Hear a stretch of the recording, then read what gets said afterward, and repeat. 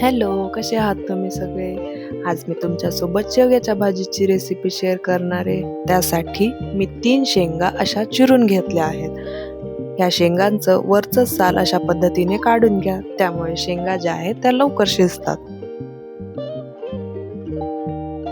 साल काढून झाल्यावर ह्या शेंगा स्वच्छ पाण्याने धुवून घेऊयात.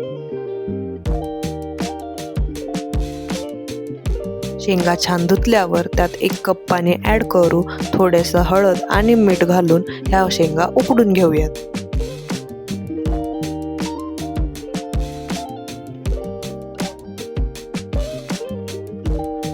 शेंगा छान उकडेपर्यंत आपण भाजीसाठी लागणारं वाटण तयार करून घेऊ. त्यासाठी 1 चमचा धने, 1 चमचा जिरे आणि थोडीशी दालचिनी मंद आचेवर भाजून घेऊ. नंतर अर्ध वाटी बारीक चिरलेलं सुकं खोबरं छान सोनेरी रंग येईपर्यंत भाजून घेऊ. हे सर्व मसाले एका डिशमध्ये काढून घ्या. आता अर्धा चमचा तेलामध्ये 2 मध्यम आकाराचे कांदे भाजून घ्या. 2 मिनिटं कांदा परतल्यावर त्यात 7 ते 8 लसूण पाकळ्या ॲड करा आणि कांद्याला छान सोनेरी कलर येईपर्यंत भाजून घ्या.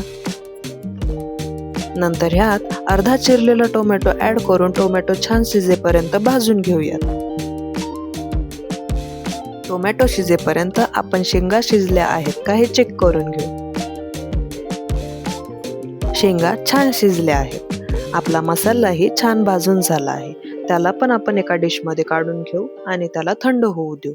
आता आपण सर्व सुके मसाले आधी मिक्सरला बारीक करून घेऊ. नंतर ह्यात भाजलेला कांदा टोमॅटो ॲड करून थोडीशी कोथिंबीर घालून ह्याचे छान वाटण तयार करून घेऊ.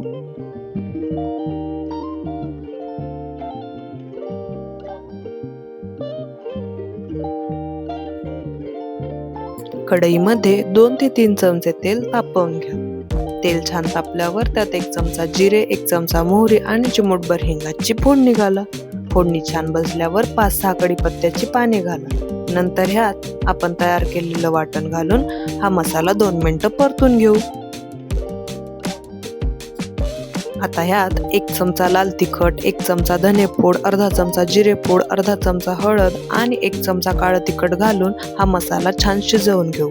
मसाला करपू नये म्हणून ह्यात थोडंसं पाणी ॲड करू आणि छान तेल सुटेपर्यंत हा मसाला शिजवून घेऊ.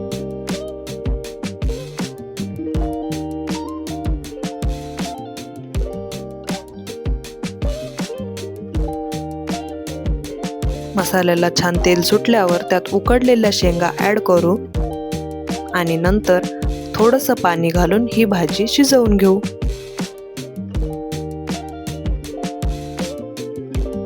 चवीनुसार मीठ घालून ह्या भाजीला 1 उकळी फुटेपर्यंत शिजवून घेऊयात.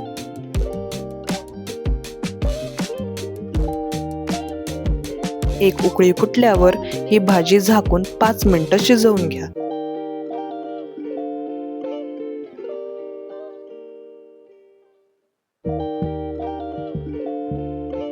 वरतून थोडीशी कोथिंबीर घाला आणि आपली शेवग्याच्या शेंगाची भाजी तयार आहे. कशी वाटली मग रेसिपी? कमेंटमध्ये नक्की सांगा. आणि हो, चॅनलला सबस्क्राईब करायला विसरू नका.